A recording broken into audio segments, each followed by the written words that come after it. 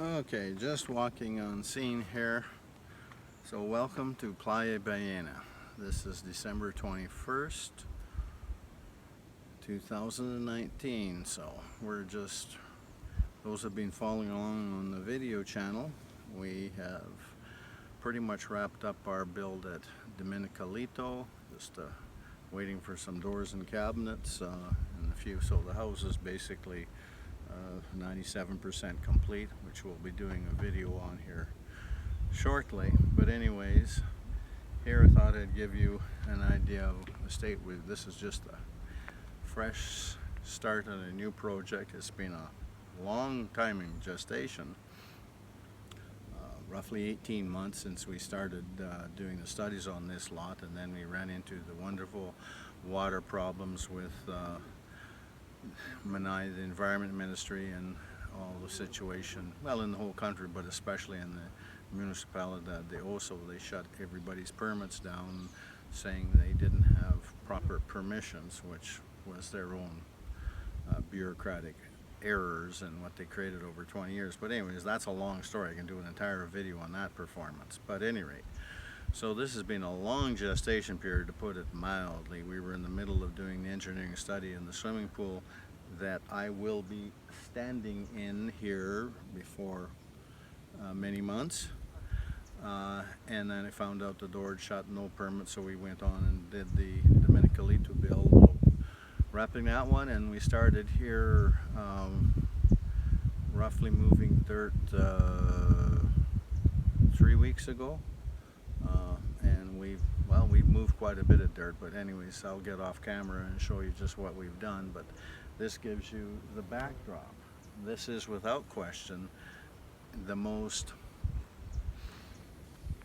stupendous panoramic ocean mountain view that we have built on in my time.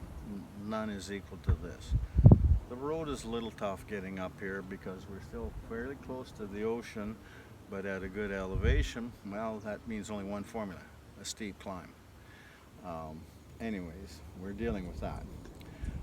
But anyways, I'll sort of sign off here and go off camera and give a rundown as to where we're at and what we're doing and why.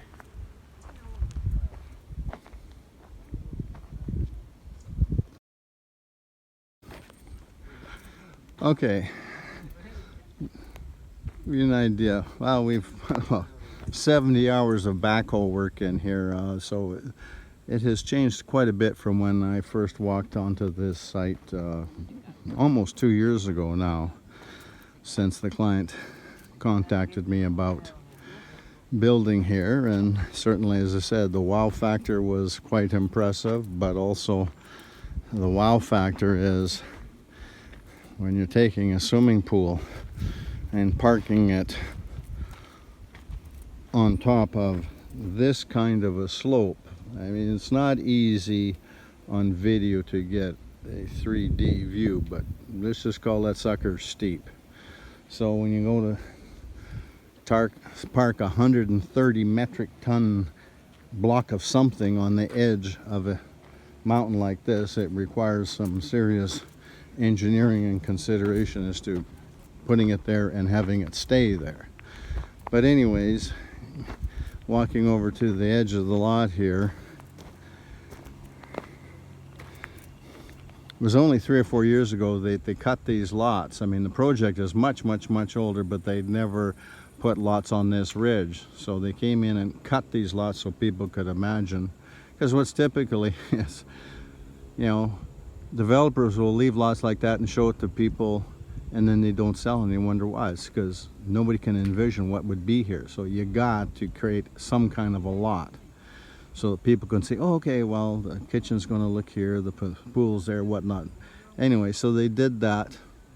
I think it's maybe coming on 4 years, but compared to the project is like 15, 16 years old. But anyways, in the project it calls Brises El Mar.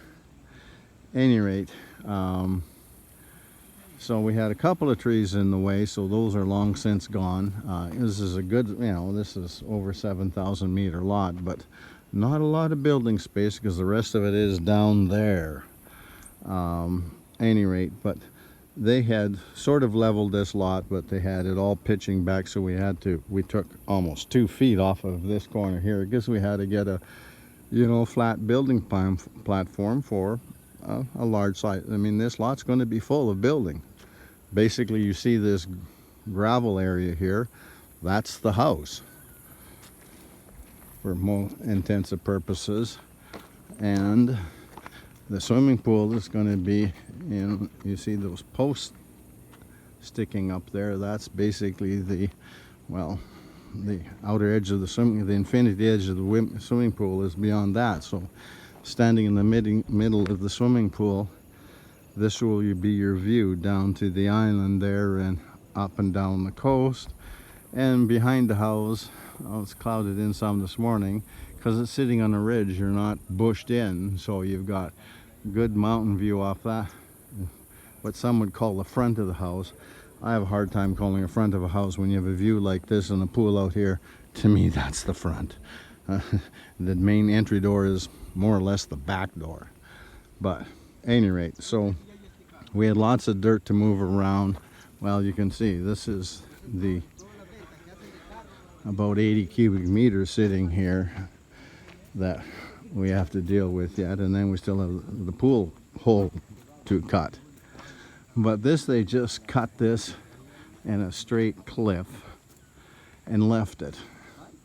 Now, I've got one of these in our house in Escazú, and they are just plain horribly ugly. And they're also dangerous because if we get really heavy rains and water starts running down that thing, it turns it into a mudslide. So our two missions here were to make this here wall pretty and to make it stable. So what we've done is we've massaged this a lot so far. We've taken out extra dirt and we're putting in basically 2 retaining walls. So these are going to be rock faced retaining walls. This is all out of monolithic concrete. If you've been following me any time, you know what a mad passion I have against block. And if I'm trying to hold a mountain back, I'm definitely not in favor of it. So here you see we have started on putting down gravel to get a good base, a footing going there, pilings going down and coming up 1.5 meters or 5 feet, and then a garden area gets black soil up there, and then another wall and a gutter in front of this to get all the water out of here and out to the street and down to the river. Same thing there, and the top part of this will get geotextile on it and planted, because I said this sat here for 4 years now. Yeah, we've massaged it, but it looked, surface wise, it looked exactly like this, ugly. And you come back in 35 years, it'll still be the same ugly. Stuff does not grow on this. So I mean, you got a luxury vacation rental going here. How do you have this as your entry curb appeal factor? You don't. Plain and simple. So that's priority 1 now. Completely re-massaged this entry. It was pitched to the side substantially. We raised this side so that when you come up here, the cars parked in front of the gate is not pitched sideways. And then the other thing is they did no water control, so the water was going to be running down. Well, we filled all this in. This was down almost 2 feet in places, and you can still see they haven't started working on the other side. And they had a stupid grate in here, and these metal grates were just nothing but a pain in the butt forever. So that got replaced by an 18-inch culvert. So we're going to continue working here and filling. You can see this, because this has got a good pitch on this road right here. So water is going to eat everything. You can see down here. Because the thing is, this is all about curb appeal. Something that certainly anybody from our neck of the woods understands. To make the front of this property look ship-shape, you can't have this stuff. So that's going to go into a concrete gutter with rocks to make it functional and pretty. And we have to do some water diversion and get the water off of this street, because it comes roaring, water comes roaring down this hill and it eats your road. So you got to get that water off. So we'll be putting what's called a water diverter, like a speed bump, angling and pushing the water off the street so it can't eat the street. We just put our power pole in. We fortunately have an electrical transformer right here, and we just put our meter socket in yesterday, and waiting for EC to come in with our electrical feed so we can get off the power plant quickly. This we have to basically build a collection here, and we're going to have water coming down here. We got another line coming down here and a third up there to have all of that mountainside expelling the water and getting it off the property as fast and easy as possible, because it will cause problems. And again, I have experience from Escazú where they cut into a mountainside and backed Anna's house right into a cliff like this, and that lasted about 20 years. And then one rainy June, a mudslide came down and almost hit her kitchen wall. I since rectified it with water redirection. Anyways, hopefully that power plant in the background is not terribly interrupted to our conversation, but you know, a couple of things here. Here, for example,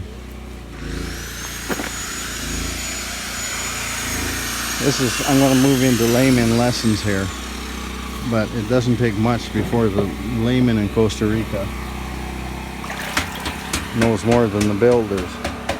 Here's something which they call helados, ice cream. Now you can see where the name comes from. But what these are is pedestals to hold, and we made them just the other day here because we want these to set up for a fair while before we use them, so that they won't collapse when we put them. But in order for rebar to have any effect, it must be in the body of cement, concrete. So we use those to hold those up, and there's a compacted base there now, and so that keeps it up there. Now this concrete will also have a filtration agent added to it, and some might say, why would you put a filtration agent in this? Well, it's underground, and people look at concrete and they think it's solid. It's not. It's like Swiss cheese, and water will pass right through it. Well, when that water is in the process of passing through this base, it's taking water in and is causing rust in your rebar. Not good news, and especially with our rainy seasons here, it will literally be swimming in water at one point. So there's a filtration agent in there. All the floors will do the same thing. Same thing, it wicks up in heavy rainy season. And needless to say, the swimming pool, well, there will be a lot more discussions about swimming pool construction as we move on in the project. Now looking at this, people also look at this. Okay, so we've got 3/8 rebar, what they call the rings, they're arrows, and then this is number 4 rebar. But this is not even close to being the same as this. This is the average run-of-the-mill rebar, which is fine. But we have a column for support here, and we have columns through all of this retaining wall to hold it up. This rebar has double the tensile strength of this. Now I have to special order this. None of the ferretries keep what they call Schedule 60 rebar. Now it's about 25% more money than regular rebar, Schedule 40, but it's double the strength. So when we're building what we want, a nice solid column or beam or something, the quality of the steel you're putting in there has a significant effect. Now, if I wasn't here telling you this, would you know this? But here, it's another message. Not good. And remember, when we're talking infrastructure stuff here, especially stuff that's in concrete, and if you follow me, you know I'm not an extreme fan of concrete. But if I'm going to make concrete, I want good stuff. And this is infrastructure. You do not get a second opportunity to do it right. You can only do it right once. Now looking at this, anybody walking wouldn't know the bloody difference. But there's a significant difference. But here's the bad sign. I have to order that bar. It's not in any of the ferreterias. They don't stock it. Why? Because nobody uses it. Why?